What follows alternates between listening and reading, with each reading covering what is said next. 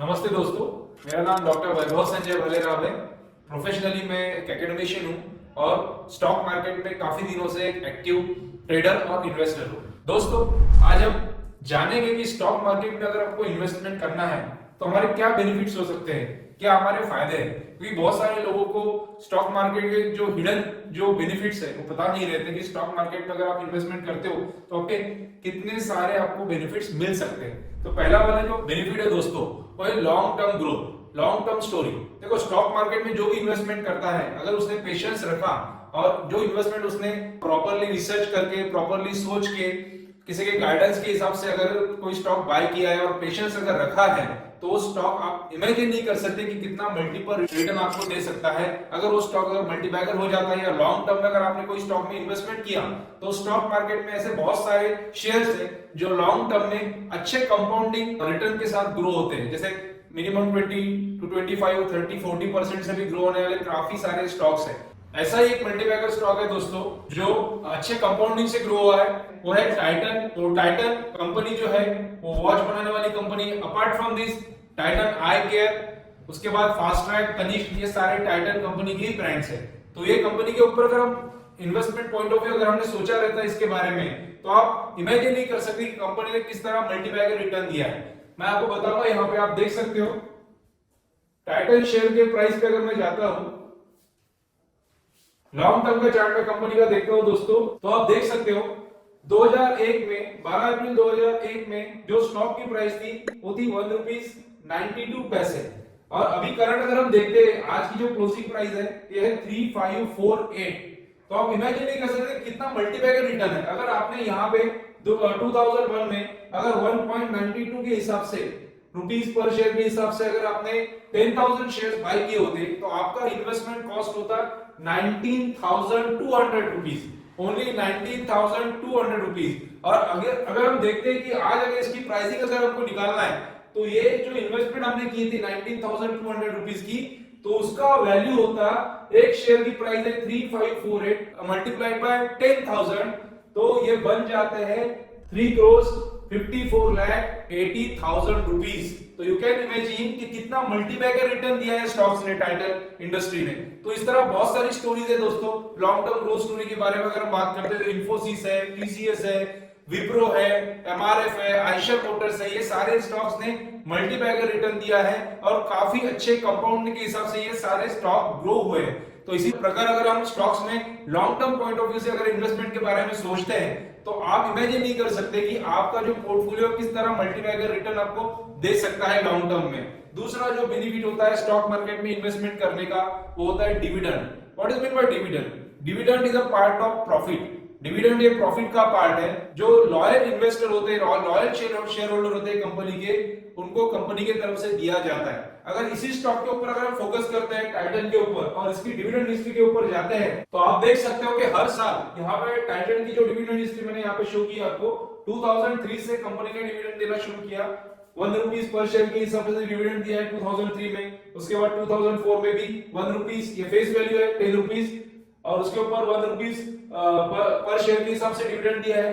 2005 में 2 रुपीस पर शेयर के हिसाब से, 2006 में 3 रुपीस शेयर के हिसाब से, और करंटली अगर हम देखते हैं तो आप देख सकते हो कि 2023 में 10 रुपीस पर शेयर के हिसाब से आपको डिविडेंड मिला है। और आपके पास कितने शेयर्स हैं? अगर हम सिंपली अगर 2023 का भी अगर कैलकुलेशन निकालते हैं, तो आपको मिला है 10 रुपीस पर शेयर डिविडेंड, और आपके पास है 10,000 शेयर्स, तो ये बन जाता है 10,000 multiplied by 10 rupees, 1 lakh rupees dividend.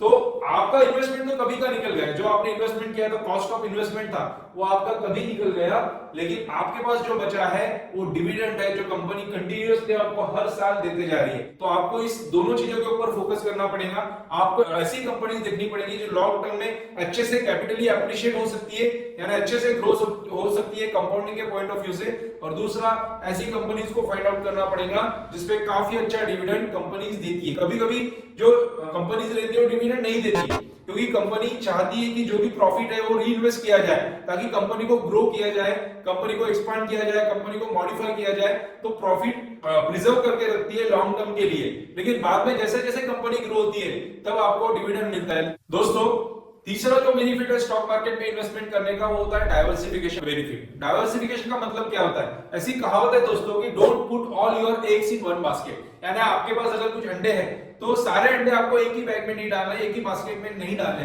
क्योंकि अगर आपने एक ही बैग में या बास्केट में अगर अंडे डाले हैं तो ब्रेक होने के चांसेस, फूटने के चांसेस होते हैं। Same thing about your investment also. अगर आपने पूरी इन्वेस्टमेंट अगर एक ही असेट में डाल दी तो असेट में डालने के बाद काफी ज्यादा रिस्क भी रह सकती है। अगर आपने पूरे पैसे रियल एस्टेट मार्केट में डाल दिए और रियल एस्टेट मार्केट कोलैप्स हो गए तो आपका पूरा पैसा लॉस में जा सकता है। या आपने पूरा पैसा स्टॉक मार्केट में डाला दोस्तों, तो स्टॉक मार्केट अगर गिर गया तो आपका पैसा जो है वो लॉस में जाने के चांसेस हो सकते हैं। Same thing about any asset, कोई भी सिंगल असेट में अगर आपने इन्वेस्टमेंट किया है तो उसमें लॉसेस होने के चांसेस हो सकते हैं। इसीलिए आपको हमेशा डाइवर्सिफाई करना है आपको इन्वेस्टमेंट को।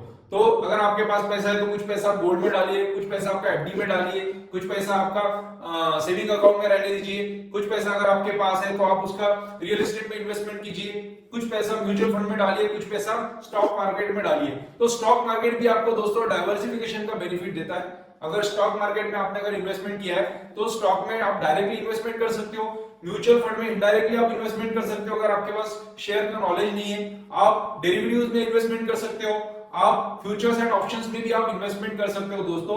तो स्टॉक मार्केट के थ्रू आपको ऐसा बेनिफिट मिलता है डाइवर्सिफिकेशन का। दोस्तों नेक्स्ट जो बेनिफिट है स्टॉक मार्केट में इन्वेस्टमेंट करने का, वो होता है लिक्विडिटी। लिक्विडिटी का मतलब है, यानी अगर आपके पास कोई शेयर्स है या म्यूचुअल फंड असेट है जिसमें आपने इन्वेस्टमेंट किया है तो आप इजीली उसको मार्केट में सेल कर सकते हो और तुरंत आपके लिक्विडिटी की वजह से आपको 1 या 2 दिन में आपको पैसे मिल सकते हैं, आपके अकाउंट में क्रेडिट हो जाते हैं दोस्तों। ये कैसे पॉसिबल है?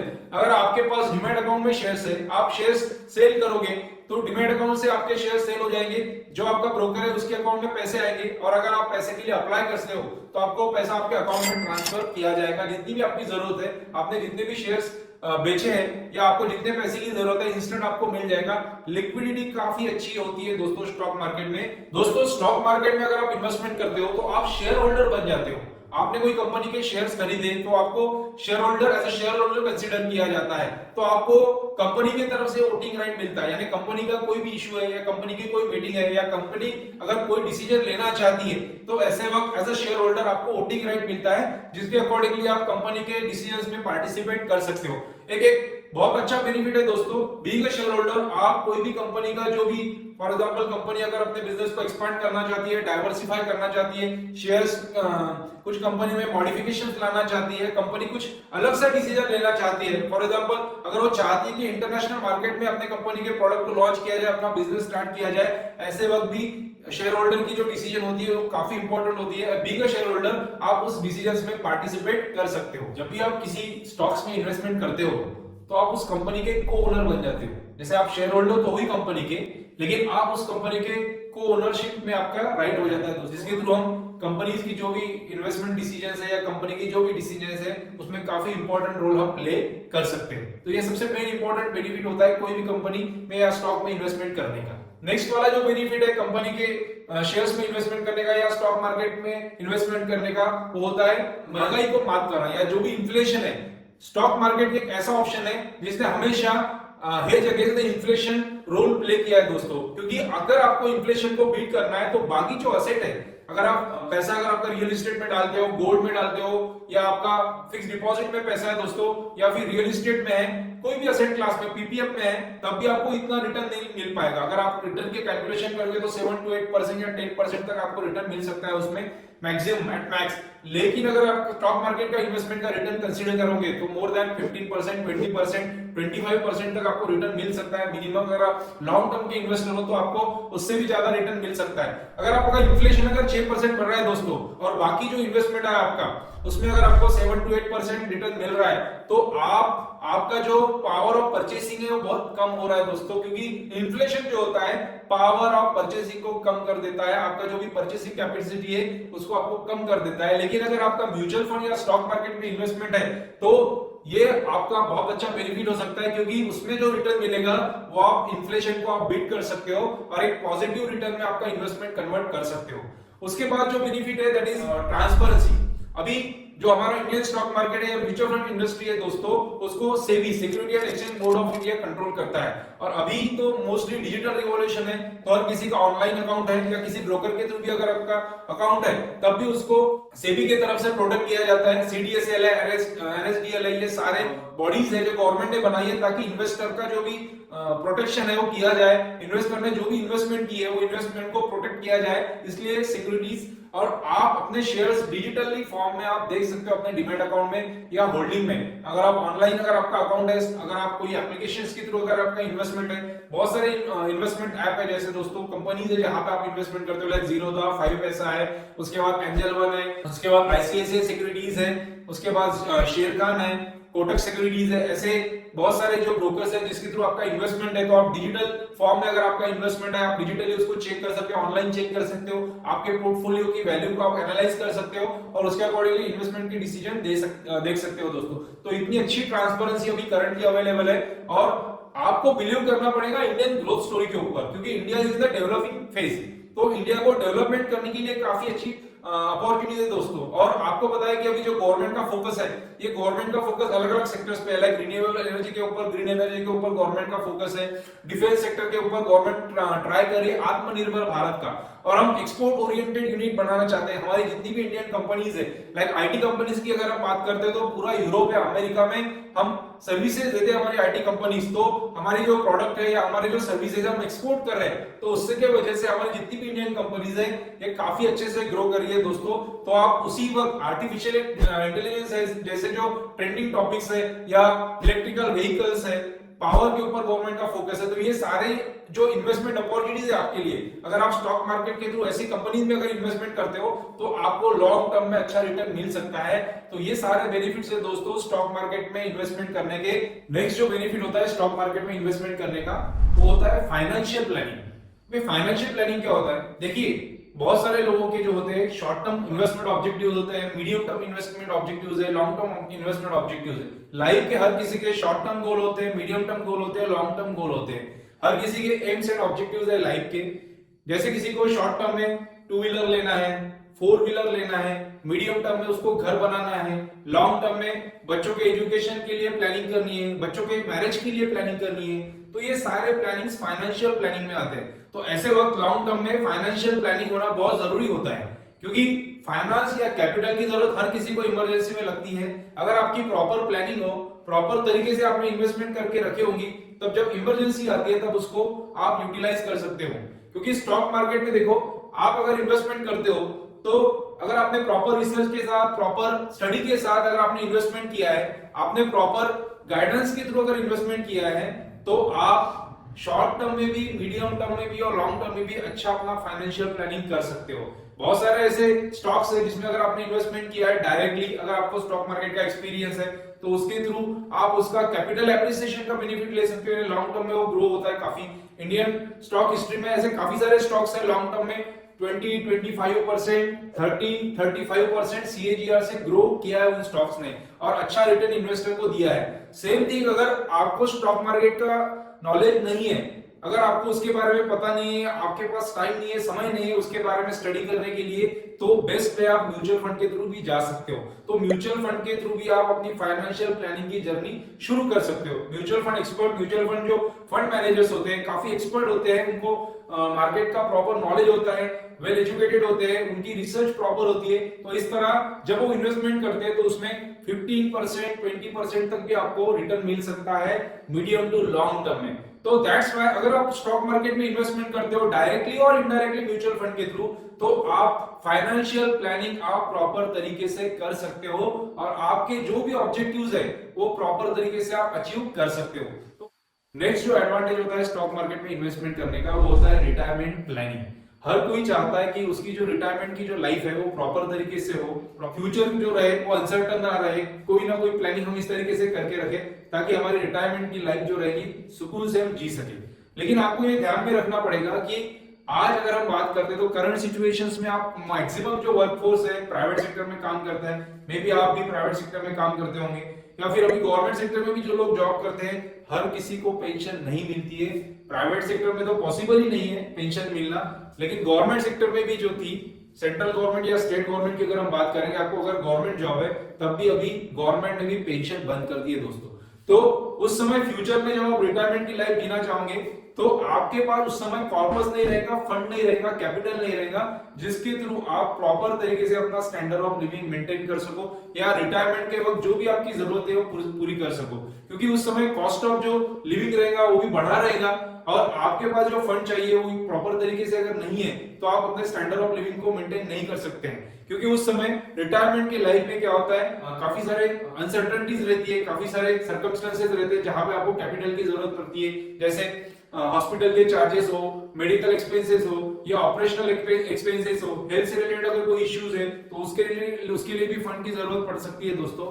तो उस समय अगर आपके पास फंड नहीं है, आपने अगर फाइनेंशियल प्लानिंग प्रॉपर तरीके से नहीं किए तो आपको बहुत सारे इश्यूज फेस करने पड़ सकते हैं या आपको फाइनेंशियल प्रॉब्लम्स फेस करना पड़ सकता है। तो अगर आपने प्रॉपर तरीके से स्टॉक मार्केट में इन्वेस्टमेंट करके रखा है तो आपकी जो रिटायरमेंट की जरूरतें रहेगी या जो भी आपकी रिटायरमेंट की फंड की जो जरूरत रहेगी वो स्टॉक मार्केट के थ्रू या म्यूचुअल फंड के थ्रू वो सारी जरूरतें आप पूरी कर सकते हो। तो इसीलिए अगर आपने रिटायरमेंट के प्लानिंग के हिसाब से स्टॉक मार्केट में इन्वेस्टमेंट शुरू किया है दोस्तों तो आपके लिए काफी ज्यादा बेनिफिशियल हो सकता है, ताकि आपकी जो फ्यूचर वाली जो इश्यूज रहेंगे, फ्यूचर में जो आपको प्रॉब्लम फेस करना पड़ सकता है वो आप पे सिचुएशन ना आए। तो इसीलिए ये एडवांटेज आपको ध्यान में रखना है कि स्टॉक मार्केट में आप इस तरीके से सोचिए कि आप लॉन्ग टर्म में रिटायरमेंट के लिए बहुत अच्छे से प्लानिंग कर रहे हो। अभी आपने काफी सारे जो फायदे हैं स्टॉक मार्केट में इन्वेस्टमेंट उसके बारे में हमने जानकारी दी, लेकिन अभी कुछ ऐसे नेगेटिव्स भी है, कुछ ऐसी चीजें भी है जिसके ऊपर भी दोस्तों हमको फोकस करना पड़ेगा इन्वेस्टमेंट के अकॉर्डिंगली। तो जब आप स्टॉक मार्केट में इन्वेस्टमेंट करते हो तो आपको प्रॉपर रिसर्च के साथ इन्वेस्टमेंट करनी है, क्योंकि आपको सोचना पड़ेगा जिस स्टॉक में आप इन्वेस्टमेंट कर रहे हो, जिस कंपनी में आप स्टॉक मार्केट में इन्वेस्टमेंट कर रहे हो वो कंपनी कैसी है, कंपनी का मैनेजमेंट कैसा है, कंपनी के बारे में जो भी न्यूज आती है, कंपनी के बारे में जो भी इंफॉर्मेशन मार्केट में अवेलेबल है उसके बारे में आपको प्रॉपर तरीके से स्टडी करना पड़ेगा, तभी आपको इन्वेस्टमेंट करना पड़ेगा। क्योंकि क्या होता है, कोई कंपनी की नेगेटिव न्यूज आती है, फॉर एग्जांपल कोई कंपनी है, कंपनी का परफॉर्मेंस अच्छा नहीं है, कंपनी का सेल्स नहीं हो रहा है, कंपनी में प्रॉफिट में नहीं आ रही, कंपनी के ऊपर बहुत ज्यादा कर्जा है या कंपनी का मैनेजमेंट प्रॉपर नहीं है, तो ऐसी काफी सारी कंपनीज है जहां पे इन्वेस्टर का पैसा डूबा भी है। ऐसी बहुत सारी हिस्टोरिकल स्टोरीज है। जैसे अगर हम बात करेंगे जेट एयरवेज में, तो जेट एयरवेज में भी कंपनी बैंकरप्ट हो गई तो उसकी वजह से भी काफी सारे इन्वेस्टर को लॉस हुआ है। उसके बाद पीसी ज्वेलर्स कंपनी है, पीसी ज्वेलर्स जो ज्वेलर वाली कंपनी थी उसमें भी काफी सारे इन्वेस्टर डूब गए क्योंकि कंपनी लॉस में चली गई, कंपनी बैंकरप्ट हो गई। उसके बाद अभी भी शेयर्स है लेकिन उतना वैल्यूएशन नहीं उस शेयर्स का, तो इन्वेस्टमेंट का काफी पैसा डूब गया। उसके बाद एस बैंक का भी ऐसा इशू हुआ था दोस्तों, उसमें काफी सारे इन्वेस्टर्स का लॉस हुआ है। तो आपको हमेशा ये सोचना पड़ेगा जिस भी कंपनी में आप इन्वेस्टमेंट करते हो उसके थ्रू आपको प्रॉपर नॉलेज लेना पड़ेगा, कंपनी के बारे में इंफॉर्मेशन लेना पड़ेगा। दूसरी बात ये नेगेटिव होता है हेडलाइन न्यूज। तो ऐसी वक्त क्या आता है कि कोई कंपनी के बारे में हेडलाइन आ जाएंगी तो कंपनी के शेयर्स की प्राइसेस गिर सकती है। अभी रिसेंटली अगर हम बात करेंगे, ज्यादा पुरानी बात नहीं, 2-3 दिन हो गए दोस्तों, आरबीआई ने पेटीएम पेमेंट बैंक के ऊपर बैन लगा दिया, उनको बैन कर दिया गया। तो उसका नेगेटिव इंपैक्ट हुआ कि जैसे मार्केट में न्यूज आ गई तो पेटीएम के जो शेयर्स है वो गिर गए दोस्तों, लोअर सर्किट पे आ गए। तो ऐसी न्यूज भी आती है। अभी रिसेंटली पॉलीकैब कंपनी जो वायर बनाने वाली कंपनी है उसके ऊपर इनकम टैक्स के रेट बढ़ गए तो उसके वजह से भी कंपनी के शेयर्स की प्राइस गिर गई। तो कोई कंपनी के बारे में अगर हेडलाइन न्यूज आती है तो उसमें स्टॉक प्राइसेस जो रहती है वो गिरने की और क्रैश होने की चांसेस रहते हैं। ऐसे वक्त हमको समझना पड़ेगा, हमको अंडरस्टैंड करना पड़ेगा कि कोई कंपनी के बारे में अगर नेगेटिव न्यूज आती है और आपका उस शेयर्स में उस कंपनी में अगर इन्वेस्टमेंट है तो आपको कहीं ना कहीं एक प्रॉपर स्ट्रेटेजी के हिसाब से अपने इन्वेस्टमेंट को कैरी करना पड़ेगा या उसके ऊपर सोचना पड़ेगा। इसीलिए ऐसे कंपनीज में आप इन्वेस्टमेंट करो कि जो पॉजिटिव है, जो कंपनी पॉजिटिव, उसका मैनेजमेंट अच्छा है और फ्यूचर में उसमें ग्रोथ अच्छे होने के चांसेस होते हैं। नेक्स्ट जो डिसएडवांटेज होता है स्टॉक मार्केट में इन्वेस्टमेंट करने का वो होता है मार्केट रिस्क। अब ये मार्केट रिस्क क्या होती है दोस्तों? तो market risk is nothing but the stock market crash. ऐसी स्टॉक मार्केट हिस्ट्री की अगर हम बात करेंगे तो ऐसे बहुत सारे क्रैशेस आए स्टॉक मार्केट में जिसको हम एनालाइज नहीं कर सकते, वो अनसर्टेन होते हैं, कभी भी आ सकता है, बहुत सारे इश्यूज हो सकते हैं। 1992 में हर्षद मेहता स्कैम हुआ था, उस समय मार्केट क्रैश हुआ था। उसके बाद 2000 में आईटी का .com बबल आया था, उस समय भी मार्केट में काफी ज्यादा क्रैश हुआ था। उसके बाद 2008-2009 में भी मार्केट क्रैश हुआ था काफी ज्यादा। और उसके बाद अगर हम बात करेंगे लेटेस्ट में तो कोविड के जो सिचुएशन आई थी पेंडेमिक की, तो उसमें भी ग्लोबली मार्केट क्रैश हुआ था। आजकल क्या है दोस्तों, सब स्टॉक मार्केट जो ग्लोबली रहते हैं इंटरकनेक्टेड रहते हैं, कनेक्टेड रहते हैं। जैसे हम बात करेंगे यूएस के market, European market, Asian market, ये सारे मार्केट ग्लोबल इकोनॉमी के पॉइंट ऑफ व्यू से कनेक्टेड है। तो कोई भी कंट्री में अगर कुछ सिचुएशन आती है तो उस समय मार्केट क्रैश होने के चांसेस हो सकते हैं। जैसे हम बात करेंगे रशिया यूक्रेन की जो लड़ाई शुरू हुई थी, उस समय भी मार्केट में अनसर्टन सिचुएशन थी, काफी ज्यादा मार्केट क्रैश हुआ था, मार्केट में बॉटम बना था। सेम थिंग पैंडेमिक में भी बॉटम बना था। तो बॉटम क्या बनता है, मार्केट रिस्क ऐसी हो सकती है कि उसमें आप प्रेडिक्ट नहीं कर सकते कि मार्केट में सडन क्रैश आएगा। तो उस समय आपने अगर इन्वेस्टमेंट करके रखा है, मे बी आपका जो पोर्टफोलियो है सडनली ड्रॉप हो जाएगा, स्टॉक की प्राइसेस क्रैश हो जाएगी, वो आप इमेजिन नहीं कर सकते कि कितना बॉटम आउट हो। लेकिन अगर आपने उस समय पेशेंस नहीं रखा, आपने अगर अपना पेशेंस अगर आपने खो दिया, तो मे बी आप अपने सारे पोर्टफोलियो को बेच के मार्केट से निकल जाओगे। तो उस समय दोस्तों आपको घबराना नहीं है, आपको पैनिक नहीं होना है, आपको मार्केट रिस्क को एनालाइज करना है। अगर आपने सेंसेक्स या निफ्टी का अगर आपने चार्ट देखा है, जितना भी आपने शुरू से अभी लेटेस्ट में अगर हम बात करेंगे, तो जो भी अगर आपने चार्ट देखा है, तो आप देखोगे कि जितना भी मार्केट क्रैश होता है, मार्केट बॉटम बनता है, लेकिन उससे पहले जो उसका हाई होता है, जब मार्केट बॉटम बनता है तो प्रीवियस जो हाई रहता है उसको ब्रेक करके मार्केट ऊपर निकल जाता है लॉन्ग टर्म में। तो उस समय जब मार्केट क्रैश होता है या मार्केट की जो रिस्क होती है, अगर आपने प्रॉपर तरीके से एनालाइज की और अपने पोर्टफोलियो को अगर प्रॉपर तरीके से उस समय अगर आपने मैनेज किया, उस समय क्या रहता है दोस्तों, वो बाइंग अपॉर्चुनिटी रहती है। जब मार्केट में क्रैश होता है, एक कहावत है, when others are greedy then be fearful, यानी अगर बाकी लोग अगर ग्रीडी है तो आपको क्या करना है, घबराना है। आपको लगना चाहिए कि उस समय हमको स्टॉक मार्केट की जो भी हमारी इन्वेस्टमेंट है हम उसको लिक्विडेट करें, क्योंकि सब लोग अगर ग्रीडी है तो मार्केट बहुत बढ़ेगा, एक हाई बनेगा, तो फिर उसके बाद क्या रहता है, ग्रीडी बनने के वजह से मार्केट क्या होता है, उस समय क्रैश हो सकता है। तो उस समय आप अपना जो इन्वेस्टमेंट है उसको आप बेच सकते हो। और दूसरी कहावत ऐसी, उसपे का ही पार्ट है दोस्तों, when others are fearful then be greedy, यानी जब लोग डरे हुए रहते हैं, अगर उस समय लोगों की सिचुएशंस यानी they are having a panic about the market, अगर मार्केट के बारे में उनको अगर पैनिक है, मार्केट में इन्वेस्टमेंट नहीं करना चाहते, मार्केट वोलेटाइल होता है, मार्केट अगर बॉटम आउट है, तो आपके लिए क्या है, बाइंग अपॉर्चुनिटी है, क्योंकि उस समय सब लोग फियरफुल है, घबराए हुए हैं। तो आपको उस समय ग्रीडी बनना है, आपको अपनी इन्वेस्टमेंट करना है। मे भी आप थोड़ी थोड़ी इन्वेस्टमेंट शुरू करो उस समय, ताकि जब आपको लगे कि ये कॉन्फिडेंस बने कि मार्केट अभी बढ़ेगा, तो आपका जो पोर्टफोलियो आपने उस समय इन्वेस्टमेंट किया है, मे भी आपने म्यूचुअल फंड के थ्रू अगर इन्वेस्टमेंट किया है, तो आपको अपनी इन्वेस्टमेंट कंटिन्यू रखना है। ऐसा नहीं है क्योंकि उस समय आपने अगर गिरे मार्केट में अगर आपने एसआईपी बंद कर दिया, तो आपको जो लोअर बॉटम का या मार्केट जो बॉटम आउट है उसका आपको बेनिफिट नहीं मिलेगा। उस समय अगर आपने अपनी एसआईपी कंटिन्यू शुरू रखी, तो या म्यूचुअल फंड में जो भी आपकी इन्वेस्टमेंट है, आपने अगर उसमें इन्वेस्टमेंट कंटिन्यू रखी, तो क्या होगा, आपको ज्यादा एनएवी मिलेंगे। तो लॉन्ग टर्म के आपके जो एनएवीज रहेंगे वो बढ़ेंगे और आपका पोर्टफोलियो अच्छे से ग्रो हो सकता है। लेकिन आपको ये ध्यान में रखना है कि मार्केट रिस्क को आपको प्रॉपर तरीके से एनालाइज करना है, क्योंकि ये बहुत बड़ा डिसएडवांटेज होता है अगर आपने उसको प्रॉपर तरीके से अंडरस्टैंड नहीं किया, उसके बारे में रिसर्च नहीं किया, क्योंकि ये सडन होता है। तो आप उसके लिए मे बी आपको उसके बारे में सोचना पड़ेगा कि किस तरह मैं इस सिचुएशन को हैंडल करूं। और एक जो निगेटिविटी है मार्केट के बारे में, हमको उसके बारे में सोचना पड़ेगा, जैसे लिक्विडिटी रिस्क होती है दोस्तों, क्योंकि काफी सारे लोग जो पेनी स्टॉक में इन्वेस्टमेंट करते हैं, ऐसे स्टॉक्स में इन्वेस्टमेंट करते हैं जो स्टॉक जो रहता है जिसका मैनेजमेंट अच्छा है, कंपनी अच्छी नहीं है, कहीं से टिप्स मिल जाती है तो हम उसमें इन्वेस्टमेंट कर देते हैं। लेकिन जब आप उसको बेचने जाओगे, अगर आपने 2-3 साल के बाद अगर उस स्टॉक को होल्ड किया है या फिर उसको आपने कुछ दिन अपने पोर्टफोलियो में रखा है, तो ऐसे भी वक्त आ सकती है कि वो स्टॉक में बायर अवेलेबल नहीं रहते, आप सेल करने जाओगे तो लिक्विडिटी नहीं रहती, कोई भी उसको खरीदने के लिए अवेलेबल नहीं रहता। तो इस वक्त आप उस स्टॉक को बेच नहीं सकते और आपके स्टॉक की जो वैल्यू है वो निगेटिव हो जाती है, जीरो हो जाती है दोस्तों। तो लिक्विडिटी का इश्यू आता है। ऐसे बहुत सारे स्टॉक्स है, पेनी स्टॉक्स है या स्मॉल कैप स्टॉक्स है, जो आपको उसके ऊपर रिसर्च करना पड़ता है कि उस स्टॉक्स में इन्वेस्टमेंट किया जाए या नहीं किया जाए, क्योंकि अगर आप उसको बेचने जाओगे तो आपका स्टॉक कोई खरीदेगा इसकी गारंटी नहीं है, खरीदार अवेलेबल रहेगा यही उसकी गारंटी नहीं है। तो आपको हमेशा इन चीजों के ऊपर फोकस करना पड़ेगा।